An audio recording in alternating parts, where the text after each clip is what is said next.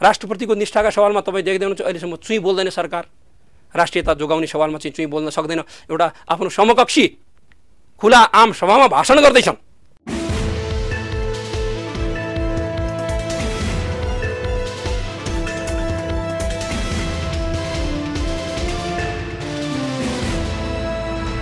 नमस्कार दर्शकवृन्द, कार्यक्रम चक्रव्यूहमा यहाँहरू सबैलाई हार्दिक स्वागत गर्दछु। म हिमाल बस्नेत। आज हाम्रो कार्यक्रम हुनुहुन्छ नेकपा एमालेका पोलिट ब्युरो सदस्य राजेन्द्र सिंह रावल।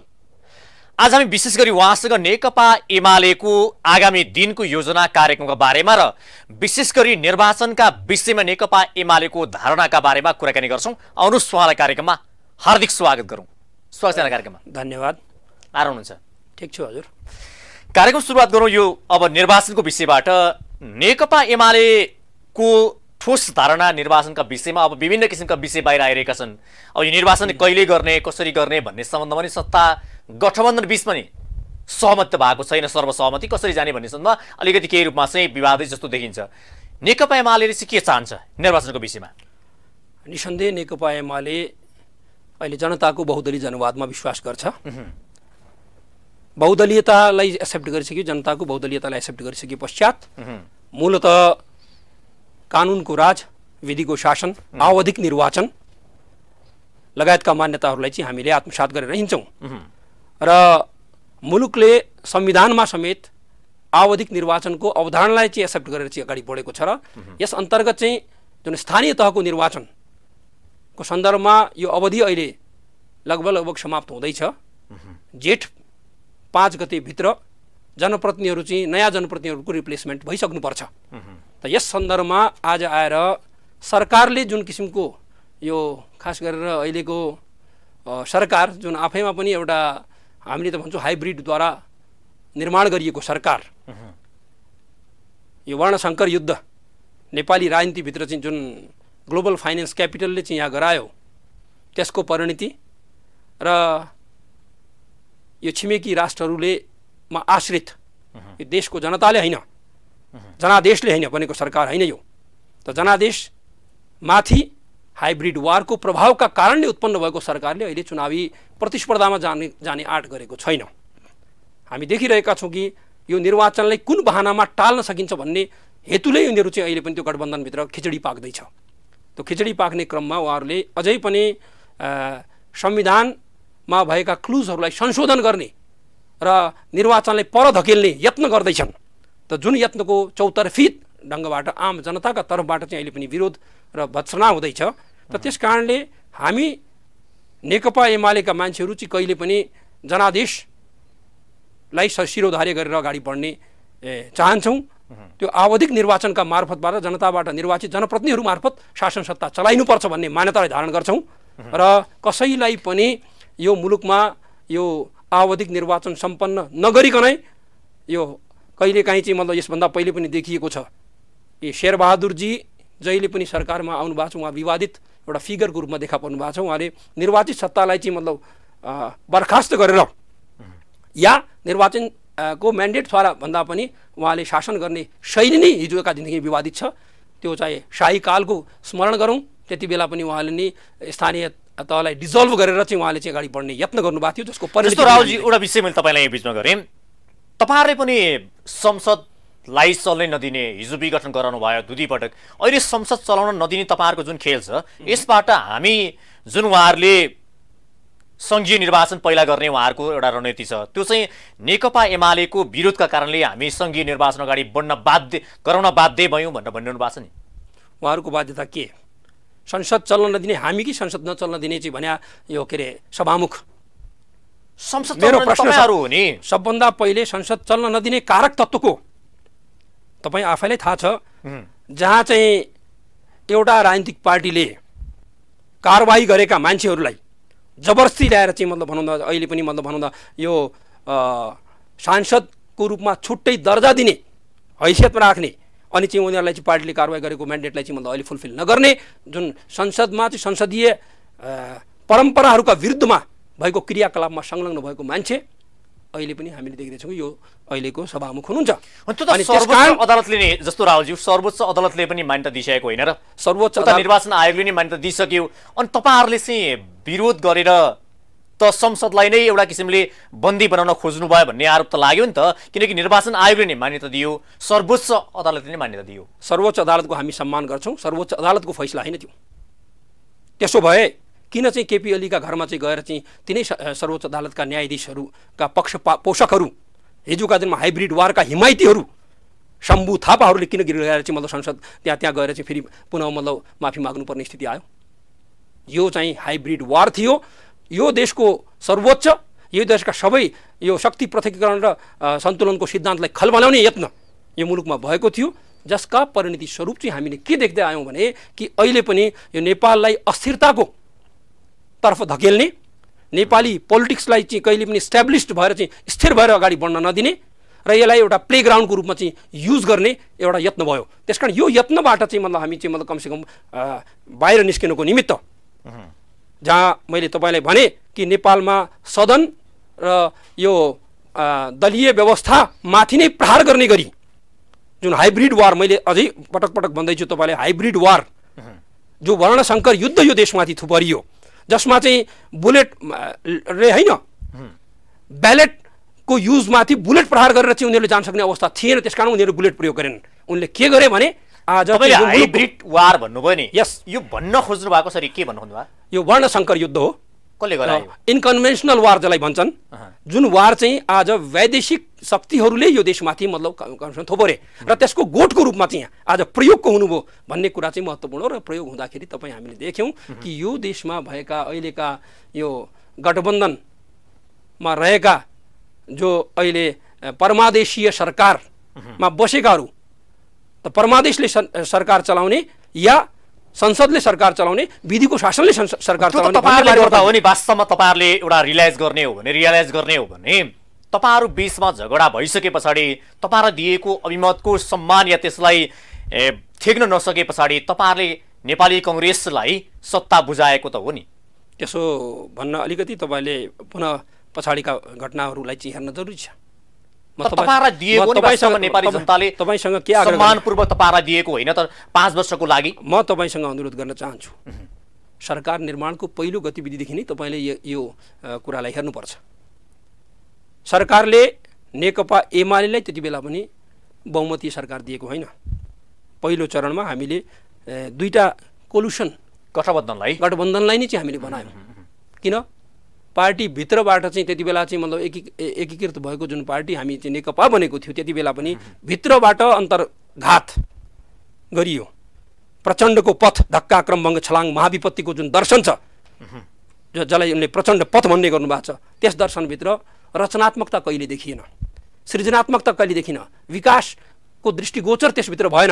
उहाँले चाहिँ सिर्फ के भने अस्तव्यस्तता निम्त्याउने ध्वंस मात्रै उहाँले देख्नुभयो र यो ध्वंसको कारण उहाँ अरू पार्टीभित्र पनि आएर उहाँले ध्वंसात्मक क्रियाकलाप मात्र गर्नुभयो। आज जहाँ जानु भएको छ ती हरेक पार्टीभित्र उहाँ ध्वंसात्मक पात्रको रूपमा चाहिँ आज मैले भनिरहेको छैन, नेपाली काङ्ग्रेसका मित्रहरूलाई सोध्नुहोस् उहाँहरूले पनि प्रचण्ड ध्वंसात्मक नै रहेछन् भनेर चाहिँ आज भन्न थाल्नु भएको छ। त्यसकारणले यो उहाँहरू त भन्नुभएको छ कि तपाईँले भन्नुभयो ध्वंसात्मक भन्नुभयो, तर उहाँहरू भन्नुभएको छ 5 दलीय गठबन्धन लिएर हामी निर्वाचनसम्मै जाने हो ताकि केपी शर्मा ओलीलाई हामी सच्याउँछौँ, ताकि उहाँले गरेका हिजोका ती गल्तीहरू छन् त्यसमा चाहिँ 5 दलीय गठबन्धन मिलेर उहाँलाई चाहिँ एउटा अब नयाँ ढङ्गबाट सोच्न बाध्य गराउँछौँ भनेर उहाँले भनिरहनु भएको छ, चुनाव चाहिँ जान्छ भनिरहनु भएको छ।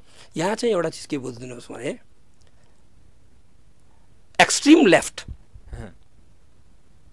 र राइटिस्ट र अर्कोतिर एक्सट्रिम राइटिस्टहरू तीन थरीको गठबन्धन चाहिँ अहिले यो सरकारमा छ। कुन दर्शनबाट उहाँ प्रेरित हो? बीपीको समाजवाद मान्ने, प्रजातान्त्रिक समाजवाद मान्ने पनि त्यही छन्। अनि प्रचण्डको धक्का क्रमभङ्ग छलाङ महाविपत्ति प्रचण्ड पथ मान्नेहरू पनि त्यही छन्। अनि दक्षिणपन्थी अवसरवादको हिमायत मात्र होइन, यो के अरे राष्ट्र नै टुक्र्याउने विखण्डित गर्ने क्रियाकलापमा संलग्न भएको मधेसवादीहरूका चाहिँ कलुषित केही पात्रहरू पनि त्यही छन्।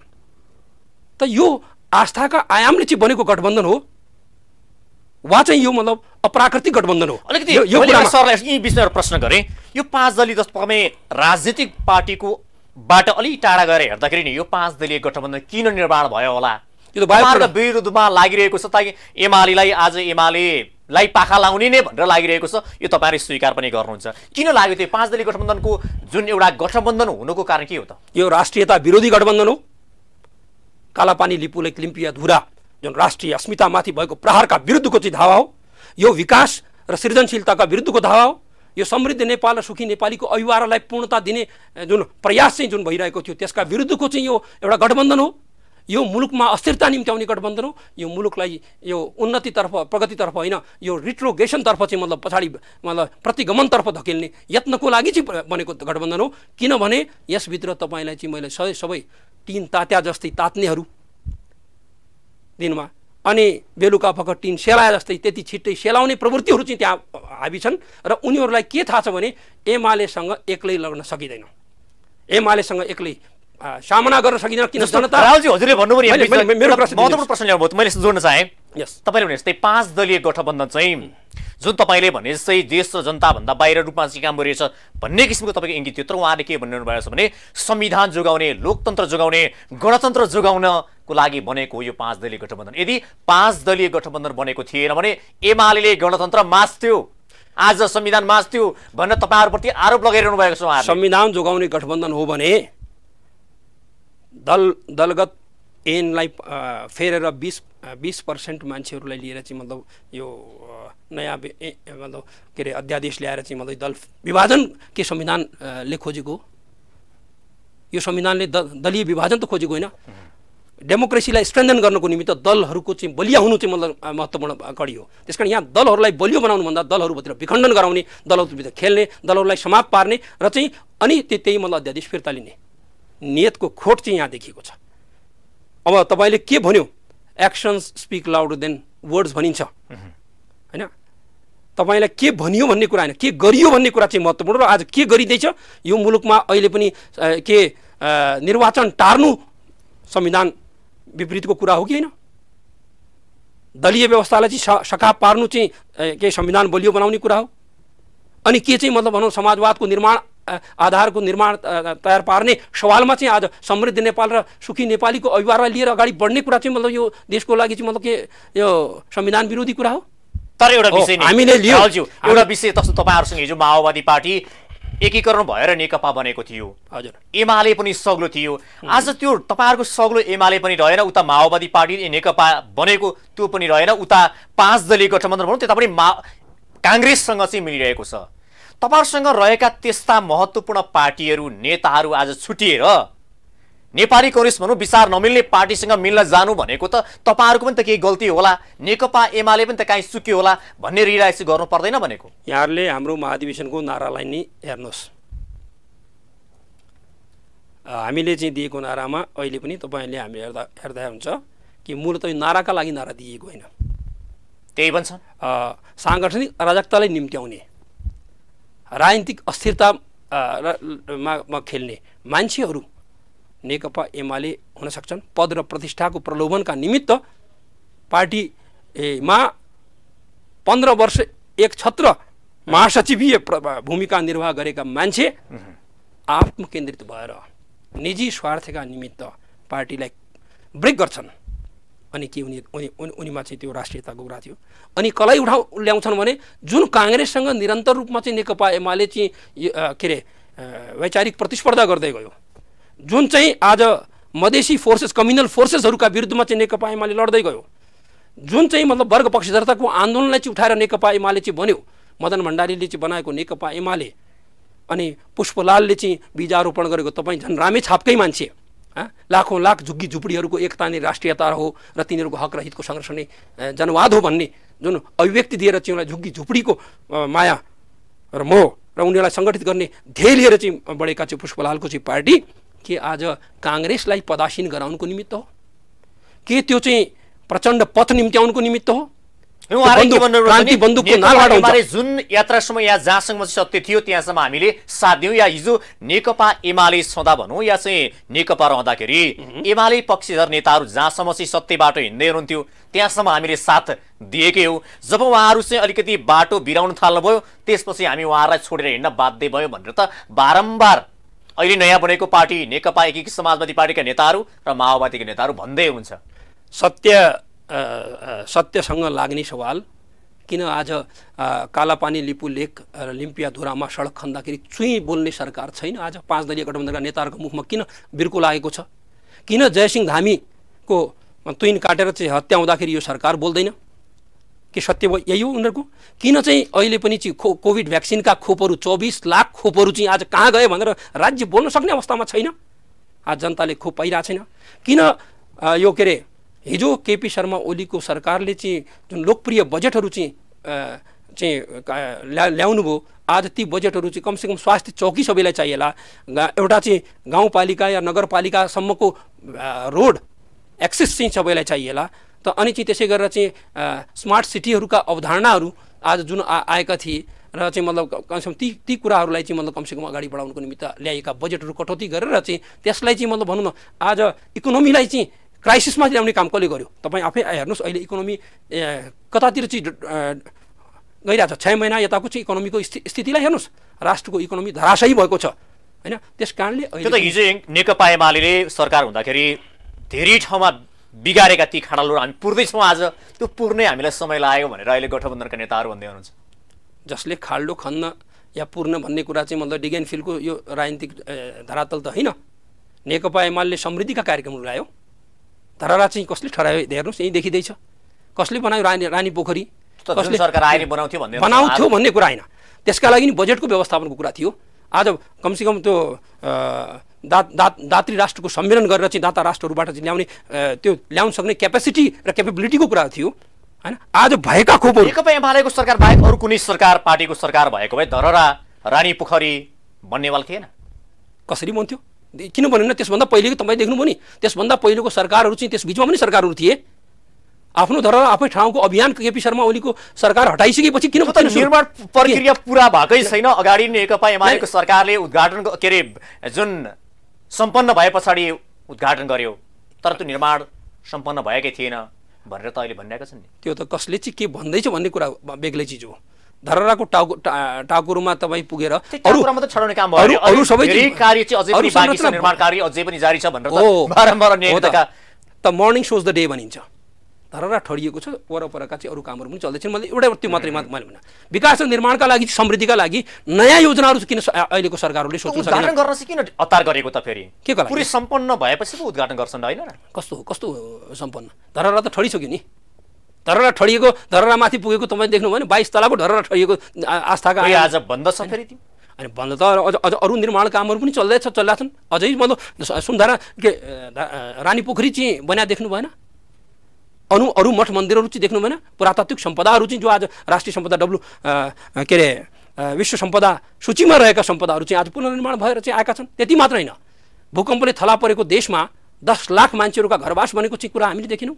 किन रोकिया थियो त्यति बेलासम्म? त्योभन्दा पहिले काम गर्ने हैसियत नभएकाहरूले चाहिँ आज चिच्याउनु भएको केही छैन। उनीहरूसँग चाहिँ उनलाई 6 महिना उनलाई चाहिँ लाग्यो। केपी ओलीको सरकार कति वर्ष चल्यो?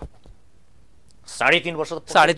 3.5 वर्षमा भएका काम र उपलब्धिहरू 6 महिनामा के उहाँहरूको काम 6.5 महिनामा उहाँहरूले गरेका? उहाँहरू त के भन्दै नेकपा एमाले भनौँ या नेकपाको सरकार 3.5 वर्ष चल्यो।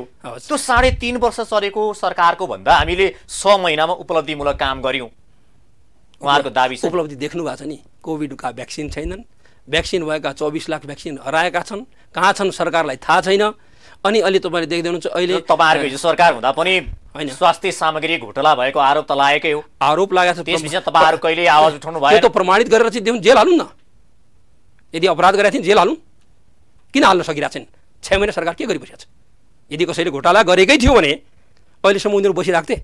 जो अहिले जुन सरकारमा भएका लाछी व्यक्तित्वहरू पद र प्रतिष्ठाका लागि आफूलाई निजी स्वार्थका लागि प्रतिष्ठित हुन खोजे, व्यक्तिगत स्वार्थका लागि मन्त्री बन्नकै लागि मन्त्री, अब तपाईँ देख्दै हुनुहुन्छ मन्त्रीहरूको हविगत देख्दै हुनुहुन्छ। पद र प्रतिष्ठाका लागि राजनीति कि यो भात भान्साको सवाल राजनीति हो कि राजनीति जनताको सेवा, राष्ट्रप्रतिको इमान्दारी र निष्ठा हो? राष्ट्रप्रतिको निष्ठाका सवालमा तपाईँ देख्दै हुनुहुन्छ अहिलेसम्म चुई बोल्दैन सरकार। राष्ट्रियता जोगाउने सवालमा चाहिँ चुई बोल्न सक्दैन। एउटा आफ्नो समकक्षी खुला आम सभामा भाषण गर्दैछन्। मोदी उत्तराखण्डको सभामा आएर भाषण गर्दैछन्, मैले यो सडक बनाएँ, यो त्यहाँसम्म बनाउँदैछु भनेर चाहिँ हाम्रो सभरेन्टी क्रस गर्दैछन्। त्यसमाथि सडक बनाउँछ अनि चाहिँ हाम्रो प्रधानमन्त्री चुइक्क बोल्नुहुन्न। अनि एउटा कूटनीतिक नोट लेख्नसम्म उहाँलाई चाहिँ दमखम हुँदैन। उहाँका मन्त्रीहरू चाहिँ बोल्न सक्ने हैसियतमा हुन्न। उहाँको सरकारमा 5 दलीय गठबन्धनमा भएका राष्ट्रियताका ठेकेदारहरू चाहिँ आफूलाई भन्ने हिजोका दिनमा चाहिँ ठेकेदारहरू प्रचण्ड, जसले चाहिँ हिजो के अरे ब्यारेक खनेर चाहिँ एटेक गर्छु भन्नेहरू आज किन मुखदर्शक भए? एउटा सुदूरपश्चिम प्रदेशको नेता पनि हुनुहुन्छ, एउटा बौद्धिक नेता पनि हुनुहुन्छ। तपाईँ सुदूरपश्चिम प्रदेशको नेता भएको हैसियतले पनि नेकपा एमाले पनि एउटा पार्टीको ढङ्गबाट सरकारिता गरेन, जस्तो तपाईँले भन्नुभयो। जुन प्रधानमन्त्री नरेन्द्र मोदीको जुन एउटा चाहिँ विवादास्पद अभिव्यक्ति पछाडि सरकारले जुन किसिमले कार्य गर्नुपर्थ्यो, जुन किसिमले कूटनीतिक नोट पठाउनु पर्थ्यो, त्यो गरेन। तर नेकपा एमाले आफूले त्यो कस किसिमबाट स्टेप अगाडि बढाएर त्यो हैसियत राख्न सक्छ सक्दैन? गरिहाल्छ। के गरिहाल्छ? तपाईँलाई चाहिँ यदि जानकारी होला, हामीले हाम्रो प्रदेश कमिटीहरूबाट निर्णय गरेर चाहिँ सरकारलाई चाहिँ यो चाहिँ जानकारी गराएका छौँ। हाम्रा चाहिँ जनसङ्गठनहरू अहिले पनि चाहिँ आजका मितिमा पनि तपाईँ हेर्नुहोस्, उहाँहरूका चाहिँ सिडिओ कार्यालय मार्फत यही सरकारका प्रमुखलाई शेरबहादुर देउबालाई चाहिँ मतलब त्यो कमसेकम उहाँले विज्ञप्तिहरू पेश गरेका छन् र आन्दोलनको तयारीका सिलसिलामा हामी तयारी गर्दैछौँ।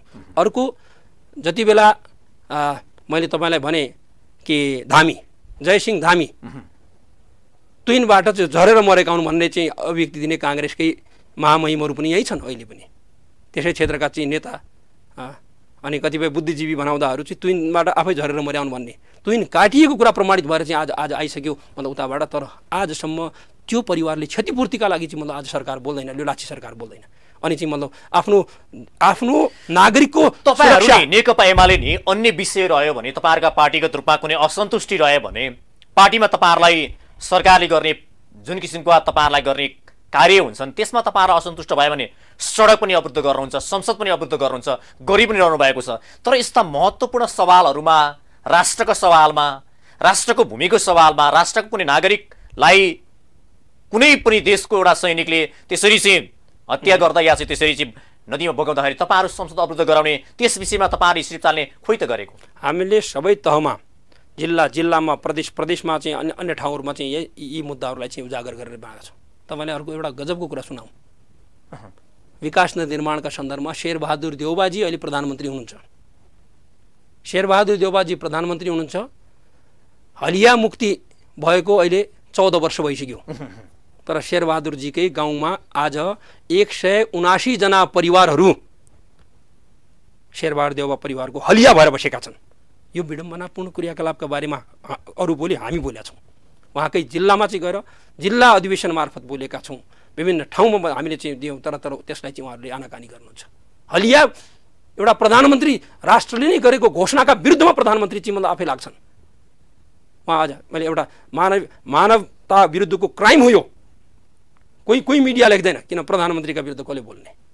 हामी बोलिरहेका छौँ। अहिले पनि ग्रास रुटमा चाहिँ एडभोकेसी गर्दैछौँ, हामी राष्ट्रियताको क्याम्पेन गर्दैछौँ। राष्ट्रियताका लागि यहाँ होइन, मैले उठाएको विषय नि पार्टी बोल्यो।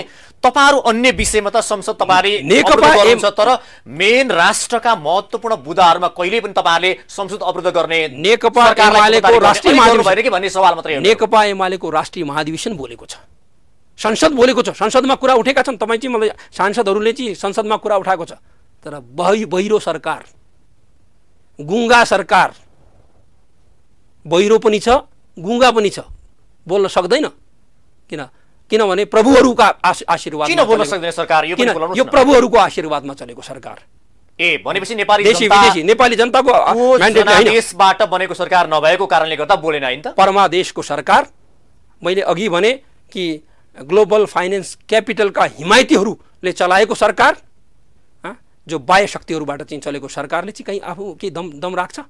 तपाईको पार्टीको अध्यक्ष प्रधानमन्त्री हुँदाखेरि पनि जुन नक्सामा नेपाली भूमि समेट्नु त भयो, तर जुन किताबहरूमा छाप्ने क्रममा चाहिँ नछाप्नु भनेर निर्देशन दिनुभयो भन्ने कुरो त बाहिर आयो। यो वाहियात कुरा।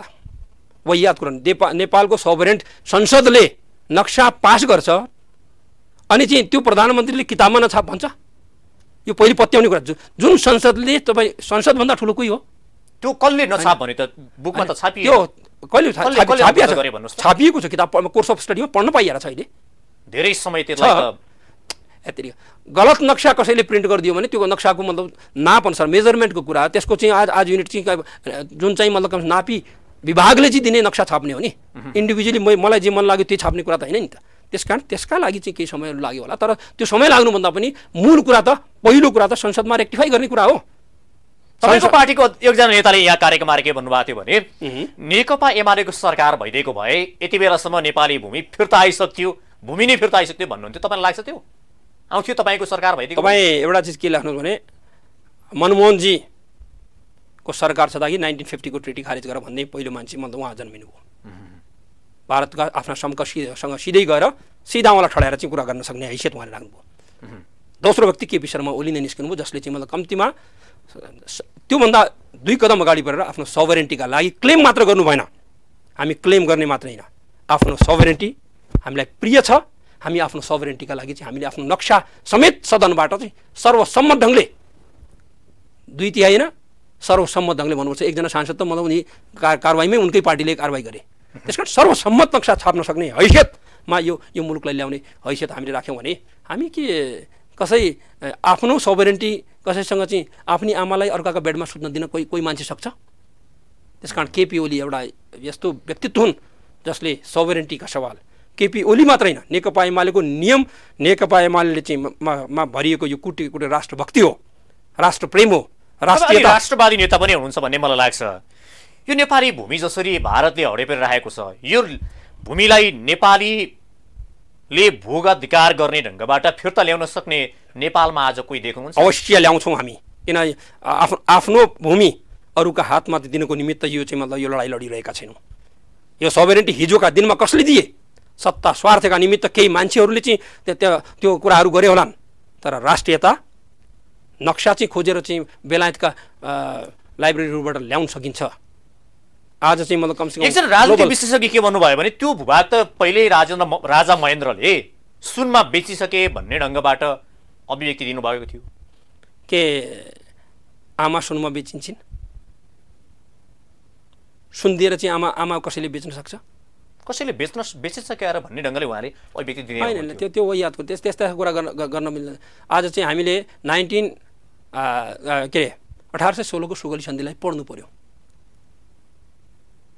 1816 सुगौली सन्धि पढ्नु पर्यो र कहिलेदेखि यो देशमा जङ्गी पिलरहरूको स्थापना भयो बर्डरको एलोकेसनको चाहिँ कुराहरूलाई चाहिँ हामीले अध्ययन गरेर चाहिँ गयौँ भने हाम्रो सभरेन्टी कहाँसम्म थियो भन्ने कुरा क्लियर छ एउटा कुरा तपाईँले भन्नुहोस् एउटा जस्तो महत्त्वपूर्ण विषय के छ भने अलिकति त हामी धेरै यो विषयमा पनि छलफल गऱ्यौँ तर एउटा महत्त्वपूर्ण विषय जसरी भारतले नेपाललाई एउटा हेपा प्रवृत्तिले आज त्यो दृष्टिकोणले हेर्छ हाम्रो भूभाग जुन कालापानी लिपुलेक र लिम्पियाधुरा मात्र होइन सुस्तादेखि लिएर हरेक क्षेत्रमा आज हडेप्दै आइरहेको छ जुन भारतले एउटा सम्मानपूर्वक नेपाली एउटा सार्वसत्ता र भौगोलिक अखण्डताप्रति सम्मान गर्दै त्यो गर्न सक्ने बनाउनको लागि के गर्नु पर्ला के गर्नुपर्छ राजनीतिक दलहरूले सरकारले के गर्नुपर्छ सबभन्दा पहिले यो देशका लेन्डुप दोर्जेहरूलाई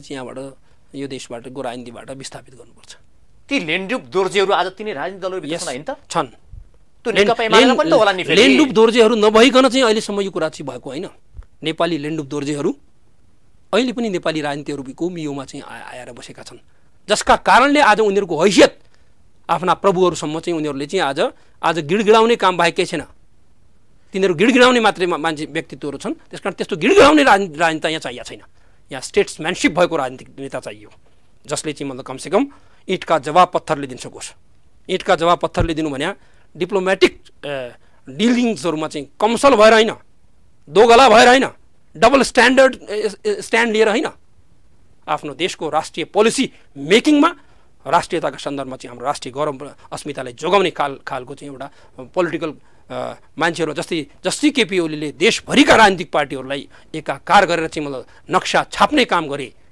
राष्ट्रियताको सवालमा चाहिँ सबैलाई सदनमा पारित गराउने काम गरे यो कुरा चाहिँ गर्न सक्ने दृढ सङ्कल्पित व्यक्तित्व चाहिन्छ जसका वरपर चाहिँ राष्ट्र सङ्गठित होस् त त्यसकारण यो पोलिसी फरेन पोलिसीका सन्दर्भमा चाहिँ हामीमा एकजुटता ल्याउन सक्ने खालको हैसियत चाहिँ खै त आजसम्म यो त के भने डग एन्ड द बोनको खेल भयो हाड फालेपछि चारैतिरबाट चाहिँ त्यो हड्डीको लुछाचुँडीमा सरकारकै कुरा गर्ने भने राहुलजी जस्तो तपाईहरु नेकपा एमालेको पनि सरकार धेरै पटक बने हैन र यो देशमा नेपाली कांग्रेसले को पनि बन्यो नेकपा माओवादी आएपछि माओवादीले पनि धेरै पटक सरकारको एउटा संयुक्त लियो नेतृत्व गर्यो तर कुनै पनि सरकारले नेकपा एमाले तपाईले दाबी गरिरहँदाखेरि नेकपा एमालेको नि धेरै पटक सरकार बने खोइ त नेपाली भूभागको विषयमा छलफल भए पनि हाम्रो भूभाग फिर्ता ल्याउनको लागि र जुन भारतले एपा प्रवृत्तिबाट हेर्छ यसबाट मुक्त बनाउनको लागि कुनै ठोस कदम चाल्न सक्यो देशमा सबैभन्दा पहिलो ठोस कदम 51 सालको मनमोहन सरकारले सबभन्दा पहिले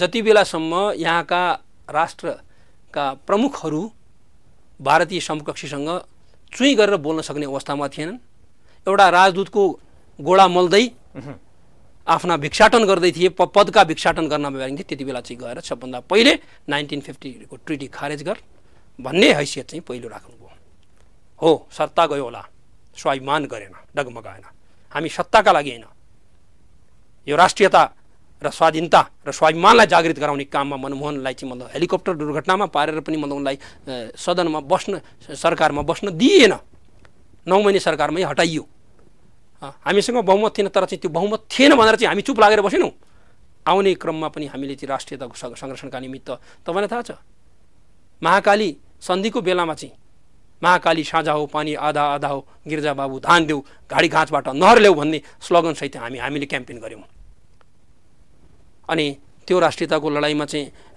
गोली हानेर सुनिल बाबु पन्तका खुट्टा काटिएन तब राष्ट्रियताको सवालमा तपाईको अहिलेको पार्टीका अध्यक्षले पनि बहुमत पुर्याउनको लागि भूमिका खेलेकै हो हजुर यो कुरा त लुकेको छैन होला राष्ट्रियताकै लागि चाहिँ मतलब बहुमत पुर्याएको हैन राष्ट्रियता अल्पमत र बहुमत हैन राष्ट्रियताको सवाल राष्ट्रिय स्वाधीनताको सवाल अरु कुनै चीजसँग साट्ने सवाल हैन त्यही त हाम्रो राष्ट्रियता जुन महाकालीको विषय तपाईले उठाइहाल्नु भयो त्यही विषयमा तपाईको पार्टीको अध्यक्षको अहिलेको अध्यक्षज्यूले त्यो पारित गराउनको लागि बहुमत पुर्याउनको लागि भूमिका खेल्नु भएको होइन पहिले कृपया त्यो डकुमेन्टलाई राम्ररी पढ्नुस् विषय र पार्टी भित्रको चाहिँ मतलब कुराका बारेमा अलिकति केपी ओली जी हुँदै हुनुहुन्छ एकछिन उहाँलाई चाहिँ सोधिहाल्नुस् फ्याक्ट कुरा चाहिँ के थियो केपी ओली जी त्यहाँ दस्तखत गर्ने थिए कि थिएनन् को थिए भन्ने कुरा पनि त्यहाँ दस्तखत गर्ने उहाँ हुनुहुन्थ्यो कि हुनुहुन्थ्यो तपाईले भन्नुस् तपाईले थाहै छ दस्तखत गर्ने त्यो सन्धिमा दस्तखत गर्ने को मान्छे थिए भन्ने तपाईलाई थाहा छ शेरबहादुर देउबा हुनुहुन्थ्यो शेरबहादुर देउबा नै त्यो मान्छे पात्र हो जसले महाकाली सन्धि फेरि त्यो सन्धि चाहिँ मतलब भनौँ न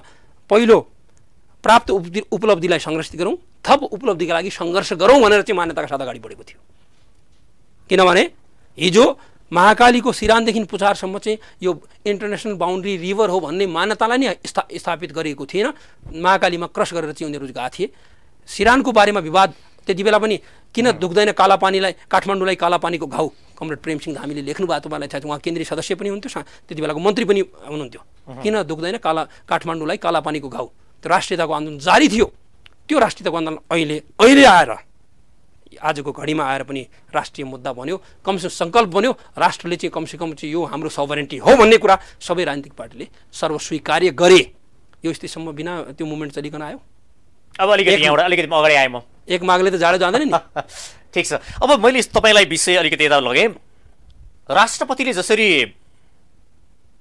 निर्वाचन समयमै गराउनु भनेर लिखित पत्र सरकारलाई पेश गर्नुभयो क्या हैन भन्नुस् न यो विषय बाहिर आइसकेपछि नि राष्ट्रपतिले एउटा चाहिँ अलिकति राजनीति सत्ता राजनीति गर्न खोजेको भनेर आरोप पनि लाग्यो नि राष्ट्रपतिले निर्वाचन नगरा भन्नु पर्थ्यो त आवधिक निर्वाचनको सन्दर्भमा राष्ट्रपतिले राष्ट्रको गार्जियनले राष्ट्रको अभिभावकत्व निर्वाह गर्दाखेरि सत्ता गठबन्धनले विरोध गरिरहेको छ आज राष्ट्रपतिले चाहिँ जुन एउटा राजनीति गर्न खोज्नु भयो सत्ता कार्यकारीको भूमिका निर्वाह गर्न खोजे यस्तो गर्नुभयो भनेर आरोप लागिरहेछ सत्ता गठबन्धनले त संविधान ध्वस्त पार्न खोजेको छ राष्ट्रपतिको काम संविधानको रक्षा हो राष्ट्रिय अस्मिताको रक्षा हो राष्ट्रिय सार्वभौमिक सत्ताको रक्षा हो राष्ट्रको ग्लोरीलाई प्रथम चीज ठानेर चाहिँ प्रथम लेडी मात्र हैन उहाँ देशको प्रथम नागरिक हो प्रथम नागरिकले यो देशमा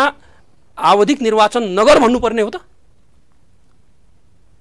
अनि यो सत्ता गठबन्धनको विरोध चाहिँ रिट्रोगेसन गर भन्नुपर्ने हो प्रतिगमनतिर जाऊ भन्नुपर्ने हो अनिर्वाचित सत्ता का मार्फतबाट राष्ट्र चलाउने कुरा गर्नुपर्ने हो यो त उहाँले भन्नु हुँदैन होला मेरो विचारले त्यसकारण अहिले कसले के भन्यो भन्ने कुरा भन्दा पनि के गर्यो भन्ने कुरा महत्त्वपूर्ण राष्ट्रिय फेरि चाहिँ त्यो चिठी लेख्यो के लेख्यो भन्ने कुरा भन्दा पनि उहाँले त प्रधानमन्त्री स्वयं जानुभयो नि त त्यहाँ राष्ट्रपति समक्ष। राष्ट्रपति राय लिन गएपछि राष्ट्रपतिले यसो गर्दा उचित हुन्छ भन्नु त उहाँको कर्तव्य नै त्यही हो, परम धर्म नै त्यही हो। उहाँ राष्ट्रको रक्षक, राष्ट्रको संविधानको रक्षक, राष्ट्रियताको रक्षक, राष्ट्रको प्रथम नागरिक भइसकेपछि उहाँले अनि के भन्नुपर्ने त? यो विषयमा मतलब सत्ता गठबन्धनले जुन ढङ्गले विरोध गरिरहेको छ यो चाहिँ अलि अस्वाभाविक भन्ने लाग्छ। यो वाहियात कुरा हो, अस्वाभाविक मात्रै वाहियात कुरा किनभने आफै जसको जन्म राष्ट्रपति त्यहाँसम्म एउटा चाहिँ रहेर बोल्नु एउटा संवैधानिक दायरा भित्रै पर्छ, यसमा कुनै विरोध गर्नु आवश्यकता छैन। यो अनावश्यक यो त चर्चामा ल्याइएको कुरा हो बाहिर। किनभने के भन्छ भने अन्धेर नगरी चौपट राजा टकासेर भाजी टकासेर खाजावाला किस्सा हो। त यी चाहिँ जो अहिले चाहिँ बनेका जो अपवित्र गठबन्धनबाट बनेका मान्छेहरू उनीहरूसँग अरू मुद्दा त छैन। चुनाव नगराउने कुरा काहीँ यो देशको पक्षमा हुन्छ, संविधानको पक्षमा हुन्छ? अनिर्वाचित सत्ता राख्नु चाहिँ भने के यो अब हामी एकातिर चाहिँ जनवादको कुरा गर्दैछौँ, हामी अर्कोतिर चाहिँ हामी के अरे समाजवादको कुरा गर्दैछौँ। समाजवादमा अनिर्वाचित सत्ता चाहिँ ठिक हो कि होइन? त्यस कारणले यो चाहिँ यो मैले भने नि धुपौरीहरूको क्रियाकलाप हो। अब तपाईँहरूलाई नि तपाईँहरूको अहिले नेकपा एमाले अबको निर्वाचनमा एक्लै भेट्दैछ। तपाईँहरू भनिरहनु भएको छ अहिले जुन किसिमले नेकपा एमाले 5 दलीय गठबन्धनसँग लड्नको लागि जसरी तयारी गर्दैछ, 5 दलीय गठबन्धन फेरि तपाईँहरूलाई जुनसुकै हालतमा भने यो निर्वाचनबाट परास्त बनाउनको लागि यो गठबन्धनलाई निर्वाचनसँगै लैजाने भनेर त उहाँहरूले बारम्बार अभिव्यक्ति दिइरहनु भएको छ। तपाईँहरूलाई बडो कठिन हुँदैन यो निर्वाचनमा होबिन? एक्लै होमिन? खुट्टा कमाउने सिपाहीले जङ्गार तर्न सक्दैन भन्ने उक्ति छ नेपालीमा। 5 दलीय गठबन्धन किन भन्यो? किन त्यो गठबन्धन अहिले पनि उहाँ चाहिराख्नु भएको छ? इथिक्सको गठबन्धन हो यो, अनइथिकल गठबन्धन चाहिँ बनेको छ। विचार सिद्धान्त एकातिर, गठबन्धन अर्कोतिर। मैले संविधान टिकाउने यो निर्वाचनमा कसै गरी आफ्नो साख बच्छ कि भन्ने कुरा हो। तर हामी त जनता जनार्दनमाथि विश्वास गर्छौँ, हामी जनमतको कदर गर्छौँ। जनमतले जे चिज देला ठिक छ, चुनाव लडौँला। अनि फेरि तपाईँहरू लाग्नु भएको छ नि 5 दलीय गठबन्धनलाई जिते टुक्राएर तपाईँहरू जसरी पनि यो गठबन्धन नटुक्राए तपाईँहरूको साथ जोड्न गाह्रो छ भनेर तपाईँहरू 5 दलीय गठबन्धन टुक्राउन लागि पर्नु भएको छ भनेर त बारम्बार नेताहरूले मैले त के आग्रह गरेँ भने जिते हस्तिनापुरमा राज, हारे चपरीमुनि बास गर्न हामी तयार छौँ। आवधिक निर्वाचनलाई स्वीकार गर्छौँ, किन अवधि नागेर चाहिँ अनिर्वाचित सत्ता रहनु हुँदैन। हामीलाई जनताको बहुदलीय जनवादले यही कुरा दिएछ। त्यसकारण हामी व्यक्तिगत रूपमा इन्डिभिजुअल जित्नुको सवाल होइन, विधि जित्नु पर्यो, देश जित्नु पर्यो, राष्ट्रले जित्ने कुरा चाहिँ महत्त्वपूर्ण हो। विधिले जित्ने कुरा गरौँ। विधिको शासन, रुल अफ ल यो मुलुकमा चल्छ कि चल्दैन सवाल यो हो। कानुनको राजको कुरा चाहिँ मान्यताले चाहिँ तपाईँहरू भन्दै हुनुहुन्छ अरे हामी एमसीसी पारित गराउनको लागि समर्थन गर्छौँ तर 5 दलीय गठबन्धन टुक्राउनु पर्यो भनेर नेकपा एमाले त्यो अडानमा छ भन्ने कुरा पो बाहिर आउँछ। त त्यो कसले भने? त्यो अहिले त एमसीसीका सन्दर्भमा त हिजोका दिनमा एमसीसीका सन्दर्भमा अहिले त उहाँसँग एकदम क्लियर बहुमत छ। गरौँ न, सरकारमा बसेका मान्छेहरू 5 दलीय किन गर्दैनन्? किन नेकपा एमाले गुहार्नु पर्यो? नेकपालाई फोड्नलाई 20% चाहिँ बनाएर चाहिँ उता सत्तामा लानु हुन्छ, एमसीसी नै पास गर्नु उहाँहरूले किन गर्नुहुन्न? हामीलाई किन सोध्नु पर्यो? किन सोध्नु पर्यो? शेरबहादुरजीले किन सोध्नु? प्रचण्डले हिजोका दिनमा केपी शर्मा ओली सरकारमा रहँदाखेरि त एमसीसी चाहिँदैन भने होइन उहाँहरूले? होइन, प्रचण्ड र माधव नेपाल त सुरुवाती क्षणबाट नै एमसीसीलाई यही बुदासहित पास नगराउने पक्षमा उहाँहरू त निकै अगाडिदेखि नै हुनुहुन्छ। तपाईँहरू हिजो नेकपा छँदैदेखि तपाईँहरूको आशा छ शेरबहादुर देउवालाई ताकि नेकपा एमाले समर्थन गरे एमसीसी पास हुन्छ, नगरे एमसीसी फेल हुन्छ भन्ने ढङ्गले उहाँले तपाईँहरूसँग कन्भिन्स गर्दै हुनुहुन्छ। तपाईँ एउटा चिज के बुझ्नुहोस् भने यो पनि एउटा ट्रिक मात्रै हो। आफू माथि आएको क्वेसनलाई अरूतर्फ डाइभर्ट गर्ने कुरा मात्रै हो। मूलत आज एमसीसी पास गर्न कसले दिएको छैन उहाँलाई? पास गर्छौँ भन्ने देउबा पनि त्यही छन्, पास गर्दैनौँ भन्ने पनि त्यही छन्। त गठबन्धन कसरी चलिरहेछ? एकछिनलाई मानौँ अप्राकृतिक गठबन्धन यो हो कि होइन भनेर मैले त्यसको पुष्टि हो यो। तर चाहिँ भित्रिया मन, उनीहरूका मन सत्ता स्वार्थका लागि पद र प्रतिष्ठाका निमित्त भोलिका दिनमा पनि एक्लो भएर चाहिँ चुनाव लड्यो भने हामी पराजयको पराकाष्ठा देख्नुपर्छ भन्ने हैसियतका लागि अहिले गठबन्धन जोगाइराख्नुपर्ने। अनि विपक्ष पनि कुनै देशमा विपक्ष आइसोलेटेड भएर एक्लो र चाहिँ सत्तापक्षीय गठबन्धन भएको अरू देशमा कहीँ देख्नु भएको छ? बरु विपक्षीहरूले गठबन्धन बनाउँथे। तर प्रचण्डले बारम्बार भन्ने गर्नुहुन्छ केपी शर्मा ओलीको त्यो इगो र अहमताका कारणले गर्दा हिजो रहेको उहाँहरूको चाहिँ सङ्घीय सरकार र प्रदेश सरकारबाट पत्तासाप बनाइदिउँ हामीले बनाइदिए भन्ने ढङ्गले उहाँले अभिव्यक्ति दिइरहनु भएको छ। यो राजनीतिभित्रको कुलङ्गार हो केपी के अरे प्रचण्ड राजनीतिभित्रको कुलङ्गार हो। किनभने आज उहाँले धोका दिनुभएको छ सर्वहारा श्रमजीवी वर्गका जनतालाई। आज उहाँले धोका दिनुभएको छ त्यो उहाँको सेनामा चाहिँ भनौँ बसेर चाहिँ मतलब भनौँ आफ्नो ज्यानको आहुति दिने प्राणको आहुति दिने र यो राष्ट्रको समृद्धि हेर्ने स्वप्न हेर्ने हेक्ने मतलब शहीद परिवारहरूलाई आज उहाँले धोका दिनुभएको छ। जो घाइते भएका व्यक्ति आज उहाँले धोका दिनुभएको छ। ती चेलीहरू आज जो विधवा भएर चाहिँ जीवनयापन गर्दैछन् मतलब भनौँ न ती मतलब आफ्ना परिवारजनहरूलाई चाहिँ गुमाएर चाहिँ बस्नुभएको छ। उहाँहरूलाई धोका दिनुभएको छ। उहाँले त पैसाका लागि मृतक सेनामा समायोजनको क्रममा लिएको भ्रष्टाचार आज किन खुल्दैन? प्रचण्ड र बाबुराम त हतकडी लागेर जेलभित्र हुनुपर्ने मान्छे हुन्। हिजो नेकपा एमालेको सरकार थियो जस्तो राहुलज्यू, हिजो तपाईँहरूको सरकार थियो। तपाईँको सरकार हुँदाखेरि यदि प्रचण्ड र बाबुराम दोषी हो भने तपाईँहरूले उहाँहरूलाई जेलमा हाल्न किन नसकेको हो? मैले भने नि उहाँहरूलाई जेलमा हाल्न नसकेको होइन, उहाँहरूका मुद्दा अहिले पनि चलिरहेका छन्। त्यो मुद्दाको फाइनल गर्न फैसला गराउनको लागि तपाईँहरूको सरकार हुँदा किन नसकेको भन्ने प्रश्न। उहाँहरूले त्यहाँ पनि बाधकको रूपमा रहनुभयो। उहाँले चाहिँ पैसा जति चाहिँ आफ्नो गोजीमा शहीद परिवारहरूका पैसा समेत चाहिँ उहाँहरूले गोजीमा राख्नुभयो। सेना समायोजनको नाउँमा लिएका पैसाहरू चाहिँ उहाँले करप्सन चाहिँ गर्नुभयो। उहाँले चाहिँ मतलब अन्य इलिगल सोर्सेसलाई लिगलाइज गर्ने यत्न गर्नुभयो।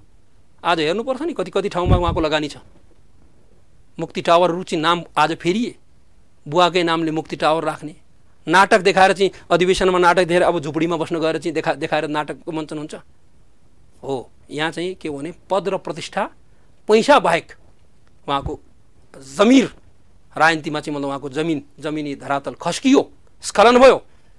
उहाँ जिउँदै राजनीतिको रूपबाट मृतक मान्छेहरू हो। राजनीतिमा इमान गुमाएका मान्छे, निष्ठा गुमाएका मान्छे, आस्थाका आयामहरूलाई गमाउने मान्छेहरू चाहिँ कहिले पनि जीवित मान्छे कहलिन्नन्। आज उहाँले जनतालाई धोका दिएको छ, आन्दोलनलाई धोका दिएको छ। अनि फेरि प्रचण्ड भन्नुहुन्छ केपी शर्मा ओलीले, जुन हामीले हिजो केपी शर्मा ओलीलाई विश्वास गरेर हामी नेकपा माओवादीले केपी शर्मा ओलीलाई साथ दियौँ र भनौँ न ढङ्गले पार्टी एकता भयो, सरकार बन्यो, पार्टीको अध्यक्ष पनि हुनुभयो, प्रधानमन्त्री पनि हुनुभयो। तर उहाँले जुन बाटोबाट अगाडि बढ्दै हुनुहुन्थ्यो उहाँले बिराएका कारणले गर्दा आज कम्युनिस्टको नाममा उहाँ चाहिँ कलङ्गार हो भनेर त उहाँले आरोप लगाएको तपाईँले सुन्नै भएको छ। फेरि तपाईँ देख्नुभयो त्यसो भए उहाँका महारथीहरूले किन छोड्नुभयो उहाँलाई? धमाधम रामबहादुर थापाले किन छोड्नुभयो? उहाँका अर्का महारथी चाहिँ मतलब भनौँ लेखराज भट्ट जो सधैँ उहाँको जीवनमा सैन्य क्षेत्रमा चाहिँ महारथी हुनुहुन्थ्यो, उहाँले किन छोड्नुभयो? टोपबहादुर रायमाझीले किन छोड्नुभयो? मणि थापाले किन छोड्नुभयो? यस्ता उहाँहरूको सङ्घमा चाहिँ लागेका त्यसो त फेरि तपाईँको पार्टीको अध्यक्षलाई पनि नि माधव कुमार नेपालले किन छोड्नुभयो? झलनाथ खनालले किन छोड्नुभयो? मैले माधव कुमार नेपाल हिजोकादेखि झलनाथ खनाल जनताको बहुदलीय जान दक्ष प्रजापतिको टाउको भन्ने मान्छे हुन्। दक्ष प्रजापतिको टाउको, जनताको बहुदलीय जनलाई दक्ष प्रजापतिको टाउको देख्ने मान्छे यो पार्टीभित्र कसरी नेता हुनुभयो त्यो तपाईँ देखिन्छ। त्यो पनि प्रचण्डले बनाएर तपाईहरु कसरी स्वीकार गर्न बस्नुभयो? त्यो 15 वर्ष पार्टीको महासचिव हुँदा तपाईहरु कसरी स्वीकार गर्न बस्नुभयो? फेरि मैले भने माधव कुमार नेपाल आज पद र प्रतिष्ठाको निमित्त उहाँलाई प्रधानमन्त्री नै चाहियो, नगद होइन, नगदी चाहियो, उधारो पनि चाहिएन। मैले भने होइन नि, उहाँ नै अभिव्यक्ति तपाईँले सुन्नुभएको छ। त्यसमा नगदी खोज्नेहरू, उधारो नखोज्नेहरू, पद र प्रतिष्ठासँग चाहिँ राजनीतिक आस्था जोड्नेहरू ती जानु त त्यो राजु तपाईहरु त्यो जस्तो तपाईले भन्ने अनुसार 15 वर्ष उहाँ महासचिव बन्दा चाहिँ तपाईहरु के भित्तामा कुनैमा बसेर त्यो दासत्व स्वीकार गरेर बस्नु भएको थियो क्या हो? उहाँको दासत्व स्वीकार गरे भए आज उहाँ बाहिर किन हुनुभयो? उहाँ किन हार्नुभयो? मैले यहाँलाई चाहिँ जानकारी गराएँ। योभन्दा पहिले पनि उहाँहरूले केपी शर्मा ओली हराउन ब्यालेट बक्स छाँटेर चाहिँ मतलब उहाँले चाहिँ मतलब अधिवेशनमा त्यो पनि केपी ओलीले स्वीकार गरे। बोटोल महाधिवेशनमा के भएको ब्यालेट बक्स छाँटेर चाहिँ मतलब ब्यालेट बक्स छाँटेर झलनाथ खनाल अध्यक्ष भएका हुन्। किनभने ठिक छ पार्टीभित्र एक किसिमको एनआरकी चाहिँ उनीहरूले गरे। एनआरकीलाई पनि हामीले के गर्यौँ भने हामी सङ्गठनका विधि नीति भोलि विचार बोकेर चाहिँ आएका मान्छे हामी एकातिर थियौँ। उहाँ चाहिँ त विचारमाथि नै आक्रमण गर्ने, कहिले परिमार जनवाद, कहिले नौलो जनवाद, कहिले चाहिँ मतलब के अरे त्यहाँ अहिले पनि हेर्नुहोस् त्यहाँ त्यति बेला गएका मान्छेहरूको चाहिँ यदि सङ्ख्या हेर्नुभयो भने सामाजिक जनवाद भन्नेहरू चाहिँ जो विचारसँग असहमत थिए त उनीहरूको एउटा गठबन्धन भन्नु एक किसिमको कुरा हो। र जहाँसम्म माधव कुमार नेपालको कुरा हुने गङ्गा आए गङ्गादास, जमुना आए जमुनादास हुनुहुने, तपाईँले देख्नुभयो त्रिपक्षीय सम्झौता भयो देशमा। Where was he? यो पार्टीलाई नर र नारी बिनाको पार्टी बनाइदिनु। उहाँले एक ठाउँमा फड्के किनाराको साक्षी राख्नु भएन पार्टीलाई। नेकपा एमाले निर्माण गर्ने, नेकपा एमालेलाई आजको स्थानसम्म ल्याउने त हामी हौँ। हामी यदि यत्रो लामो सङ्घर्ष गरेको पार्टीमा चाहिँ नेकपा एमाले बनाउने हामी नेताहरू केपी शर्मा ओलीकै कारणले गर्दा छोड्नु पर्यो, बाध्य हुनु पर्यो भनेर उहाँहरू भन्नुहुन्छ बारम्बार। उहाँ त एउटा हलालकर्ता हो भन्छु म। पार्टी विभाजन गर्ने भने गीता पढेर कसैको छोरोले छुरी राख्दैन भन्ने एउटा उखान छ। गीता जतिसुकै पढुन्, मार्क्सवाद जतिसुकै पढुन्, अन्ततोगत्ता उहाँले के गर्नुभयो? त्यो मार्क्सवादको आधारशिलामा बनेको पार्टीलाई लगेर शेरबहादुरको चरणमा सुम्पिनुभयो। उहाँले त केशरजङ रायमाझी भन्दा पनि ठुलो अपराध गर्नुभयो। केशरजङ तपाईँहरूले बस्न दिनु भएन रे, हामीले गलत्याएर निकाल्नु भयो भन्ने कुरा हामीले उहाँलाई गलत्याउने king of the communist party भनिने मान्छेलाई चाहिँ हामी गलत्याउने को थियौँ? ढोका बन्द गर्यौँ भनेर त भन्नुहुन्थ्यो कहिले। कसले ढोका बन्द गर्यो? उहाँको कुर्सी समेत साट्ने मान्छे, टेबलमा कुर्सी फालिदिने मान्छे, एउटा बिरामी भएको आफ्नो अध्यक्ष, एउटा मानवीय संवेदना समेत नभएको मान्छे, बिरामी एकदम बिरामी अपरेसन भएर चाहिँ आएको मान्छेलाई कुर्सी समेत समातेर फाल्ने मान्छे निरीह हुनुहुन्थ्यो। तपाईँ अब हेर्नुहोस् यो त उहाँले के भन्नुभयो भन्ने कुरा महत्त्वपूर्ण होइन के, उहाँले के गर्नुभयो भन्ने कुरा महत्त्वपूर्ण हो। उहाँले के गर्नुभयो? आज दक्षिण पन्थको सेवा गर्नुभयो। फेरि मिलेर जाने त फेरि भनौँ न, तपाईँहरू हिजो नेकपा माओवादी र एमाले मिल्छ भनेर कसले सोचेको थियो र होइन? तपाईँहरूको एकता पनि भयो। फेरि भोलि मिल्नु पर्यो त फेरि तपाईँहरूको माधव कुमारको पार्टी र तपाईँहरूको चाहिँ पार्टी मिल्ने हो। अनि यसै धेरै आलोचना किन गरेको त? भोलि फेरि मिलेर एउटै बाटोमा हिँड्ने होला तपाईँहरू? मित्र, एउटा चिज के भने शिवजीले मृत भएकी सतीदेवीलाई काँधमा हाले, बोक्नुभयो। फिर्ता आउँछन् कि भन्ठाने थिए। अङ्ग पतन भयो, गुह्य पतन भएको ठाउँमा गुहेश्वरी बन्यो, पूर्णाङ्ग खसेको ठाउँमा पूर्णागिरी धाम बन्यो। त यो पतन हुने त के हुँदो रहेछ भने घरमा बुवा मऱ्यो भने पनि हामीले चिहान घाटमा लगेर छोराले नै आफ्नो हातबाट दागबत्ती दिनुपर्दो रहेछ र चाहिँ खरानी पारेर सबै कुराहरूलाई उनको नामो निशान मेटेर चाहिँ नदीमा प्रवाहित गर्नुपर्ने हाम्रो आफ्नो अवधारणाले चाहिँ हामीले देखिरहेको छौँ। त्यसकारण उनलाई नाङ्गो सर्वाङ्ग नग्न पारेर मात्रै लान्छ नै। फेरि तपाईँ अब हिन्दू इथिक्सलाई पनि तपाईँ हेर्नुभयो होला। हामी सनातनीहरूको म यद्यपि म कम्युनिस्ट पार्टीको कार्यकर्ता हुँ, तर आस्थाका आयाममा व्यक्तिगत रूपमा चाहिँ मान्छेहरू सराउन्डिङ समाजका चाहिँ आस्थाहरू छन्। त्यहाँ घाटमा लग्दाखेरि मृत लासलाई काँधमा बोकिन्न, मृत लासलाई घाट लगिन्छ। घाटमा दाह संस्कार गर्नुभन्दा पहिले सर्वाङ्ग नग्न पारिन्छ, भएका डोरी पनि हातमा भयो भने त्यो पनि काटिन्छ, लुगा लत्ता सबै नग्न पारिन्छन्, चिहान चितामा राखिन्छ, जलाइन्छ, जलाएपछि खरानी पारिन्छ, खरानी पारेपछि अस्तु समेत विसर्जन गरिन्छ। र घरमा आएर फिर्ता भएर धुलो टकटक्याएर मैले घरको जिम्मेवारी लिएँ है भनेर छोरा या छोरी जोसुकै भए पनि उहाँहरूले चाहिँ त्यहाँ नयाँ ढङ्गबाट घरको जिम्मेवारीलाई चाहिँ लिनुहुन्छ। त्यसकारण बुवा मऱ्यो भने बुवाको लास लिएर रात दिन रुने हो र? माताम मनाएर हुन्छ र? मरे त मरे, मरेको लास बोकिन्न कमरेड, मरेको लास बोकिन्न मित्र। लास बोक्नको लागि मैले कमरेड भने फ्रेन्ड हो। तपाईँ फ्रेन्ड त्यो फ्रेन्डका रूपमा लिनुहोस्, किन अङ्ग्रेजी शब्द हो, त्यो शब्द मात्र कमरेडको अर्थ अन्यथा होइन, त्यसलाई मान्छेहरूले अन्यथा अर्थ बनाए। कमरेड भने फ्रेन्ड हो। फ्रेन्ड चाहिँ दोस्त चाहिँ साथी त तपाईँ हुनुभयो नि त मेरो अहिले हामी एक आपसमा वार्तालाप गर्दैछौँ त्यस कारण साथीकै मैले साथीकै रूपमा यहाँलाई भन्नु खोजेँ कि अहिले आएर विचारको मृत्यु शरीरबाट मान्छे नमर्न सक्छ भौतिक शरीर रहन सक्छ तर वैचारिक मृत्यु अरू मृत्युभन्दा ठुलो मृत्यु हो त्यस कारण तपाईँले जुन्न खोजेको चाहिँ जुन पार्टी विभाजन भएर नेकपा एकीकृत समाजवादी पार्टी बन्यो त्यो गएर तपाईँहरूलाई पश्चाताप छैन त्यसमा तपाईँहरू कुनै चिन्ता गर्ने त्यसलाई बिलाउना गर्ने हामीले गर्न आवश्यक छैन भन्ने हो यो प्रवृत्तिको कुरा हो हामी व्यक्तिसँग लडिरहेका छैनौँ समाजमा विद्यमान रहेका प्रवृत्तिको लडाइँ हो माधव नेपालसँगको लडाइँ होइन माधव नेपाल प्रवृत्तिसँग लडाइँ हो त प्रवृत्तिहरू समाजमा रहिरहन्छन् किन निम्न पुँजीवाद हावी छ सामन्तवादका संस्कारहरू अहिले पनि सामन्ती संस्कारहरू हावी छन् जस्तो रावज्यू एउटा विषय के उठाए भने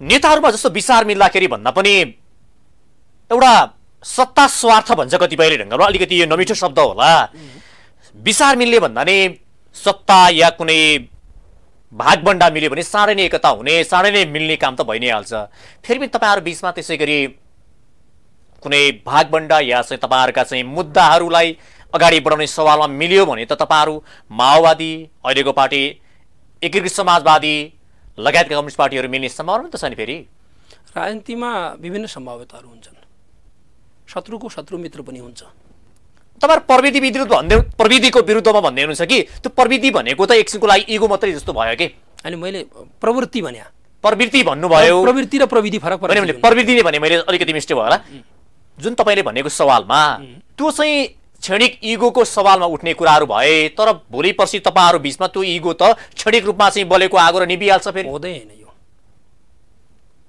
प्रवृत्तिहरू चाहिँ र चिन्तनहरूका विरुद्धकै लडाइँ हो यो नत्र सबै पार्टी एउटै किन नहुँदैन थिए मैले यहाँसँग निवेदन मैले निवेदन गरेँ वर्ग प्रधानताको आन्दोलनमा वर्गीय आधारमा पार्टीहरू सङ्गठित हुन्छन् वर्ग स्रोत आम नेपाली जनता मध्येबाट पनि वर्गीय वर्ग चरित्र सर्वहारा श्रमजीवी वर्गकै पार्टी कम्युनिस्ट पार्टी हो पुँजीवादीहरूको पार्टी काङ्ग्रेस हो सामन्तवादीहरूको पार्टी अहिले पनि राप्रपा हो तर आज नेपालका कम्युनिस्ट पार्टीहरू पनि पुँजीवादी धारमा गए पुँजीवादीको प्रश्रय लिए भनेर तपाईँहरूप्रति आरोप लागेको छैन क्षेत्रीय विखण्डनकारी शक्तिको रूपमा चाहिँ अहिले देखिएको आज मधेसवादी केही कम्युनल फोर्सेसहरू हुन् नेपालका पार्टीहरूमा कुनै पनि भिन्नता छैन चाहे त्यो काङ्ग्रेस होस् चाहे त्यो कम्युनिस्ट होस् चाहे त्यो मधेसवादी होस् जुन विचार लिए पनि आखिर अनि त्यो तपाईँले चाहिँ के भन्नुभयो म त्यसले चाहिँ म विश्वास गर्दिनँ किनभने वर्ग प्रधानताकै आन्दोलनको हिमायतले आज 40 वर्षदेखि म पनि निरन्तर राजनीतिमा छु आज नेपालमा कम्युनिस्ट पार्टी जस्तो छैन भनेर आरोप लाग्दैन तपाईँहरूप्रति हामी के कसैको मोडल पछ्याउने पार्टी हो र कुनै कम्युनिस्ट पार्टीको मोडल पछ्याउने पार्टी होइन हामी नेपाली मोडल हामी त संसारलाई चाहिँ आज आलोकित गर्दैछौँ पिपुल्स मल्टिपार्टी डेमोक्रेसी जनताको बहुदलीय जनवाद आज एउटा सार्थक एक्सपेरिमेन्ट मात्र होइन यो नेपाली क्रान्तिको सिद्धान्त बनेको छ र अन्तर्राष्ट्रिय जगतले हामीबाट सिक्दैछन् नेपालबाट सिक्दैछन् विश्व कम्युनिस्ट पार्टीको इतिहास त्यहाँको चाहिँ एउटा सिद्धान्त त्यहाँको विचार विश्वभरका कम्युनिस्ट पार्टीहरू छोडे त्यसमा पनि नेपालका कम्युनिस्ट पार्टीहरू छोडे भन्ने आरोप त छ नि हाम्रो त पूर्वी दर्शनको फ्युजन पनि छ यसभित्र पश्चिमा दर्शन मात्रै पढेर चाहिँ कम्युनिस्ट पार्टी चाहिँ इस्टाब्लिस हुने कार्ल मार्क्स भन्दा पहिले के द्वन्द्ववाद थिएन र तपाईहरु नयाँ विचार नयाँ सिद्धान्तको प्रतिपादन गर्न खोजिरहनु भएको छ भन्ने हो प्रतिपादन गर्न खोजेन गरिसक्यौं जनताको गर्न त खोज्नुभयो तर तपाईहरु जस्तो जनताको मदन भण्डारीले प्रतिपादन गरेको जनताको बहुदलीय जनवाद र तपाईले अघि भन्नुभएको थियो 9 महिने सरकारको जुन राजनीति छवि थियो त्यही बोकेर मात्रै आज नेकपा एमाले हिँडेको छ भन्छ मार्क्सवाद र लेनिनवाद मात्रै मार्गदर्शक सिद्धान्त अब रहेन हाम्रो हामीले त जनताको बहुदलीय जनवाद पनि मार्क्सवाद र लेनिनवादका साथसाथै जनताको बहुदलीय जनवाद पनि हाम्रो मार्गदर्शक सिद्धान्त हो आजभन्दा 30 वर्ष अगाडिको एउटा चाहिँ सिद्धान्त मात्रै बोकेर हिँडिरहेको छ नयाँ सिद्धान्त नयाँ त्यस्तो के अनि कम्युनिस्ट फिलोसफीमा 1818 मा जन्मिएका जर्मनमा जन्मिएका कार्ल मार्क्सले ल्याएको मार्क्सवाद उनको नामको मार्क्सवाद चाहिँ अहिले पनि म्यान अफ द मिलिनियमका रूपमा चाहिँ उहाँ प्रचलित हुन्छ आज पनि मार्क्सवादको आलोकमा अन्य सबै राजनीतिक पार्टी सङ्गठित छन् काङ्ग्रेसकै ठुला दिग्गज नेताहरूले पनि अहिले मार्क्सवाद मान्छन् पण्डित उनीहरू मार्क्सवादकै पण्डित आफूलाई भन्न रुचाउँछन् अनि चाहिँ समाजवादी के अरे जसपा भित्रका कतिपय नेताहरू अहिले पनि आफूलाई मार्क्सवादका पण्डित नै भन्छन् त हामीले त नेपाली मार्क्स नेपालको कार्ल मार्क्सलाई नै आफ्नो देशको मार्क्स मान्यौँ। In Nepal Karl Marx lives भनेर चाहिँ पहिलोपल्ट छापिएको नेपाली मार्क्सवादका ज्ञाता नेपाली मार्क्सलाई खुट्टाको नाप अनुसारले जुत्ता काट्ने होइन के खुट्टाको नाप अनुसारले जुत्ता काट्ने हो, जुत्ताको नाप अनुसार खुट्टा काट्ने होइन मान्यतालाई चाहिँ हामीले त धारण गऱ्यौँ नि त। हामीले नेपाली भूमिमा आज चाइनिज मोडल, आज रसियन मोडल कम्युनिजम या कोरियन मोडल कम्युनिजमलाई त भित्याएनौँ। राहुल सर, अलिकति हामीसँग समय थोरै छ, सकियो भने अब 5 दलीय गठबन्धनलाई या गठबन्धनसँग तपाईँहरू जसरी भिड्नुपर्ने अवस्था छ, त्यसमा जुन अहिले बाहिर जुन प्रचार आए अनुसार नयाँ बनेको पार्टी नेकपा एकीकृत समाजवादी पार्टीसँग एकता हुने सम्भावना छ पनि भन्छन्, यो सम्भावना कतिको छ सठिकमा? मैले यो तपाईँसँग के आग्रह गरौँ भने के यो लभ एफेयर चलेर आज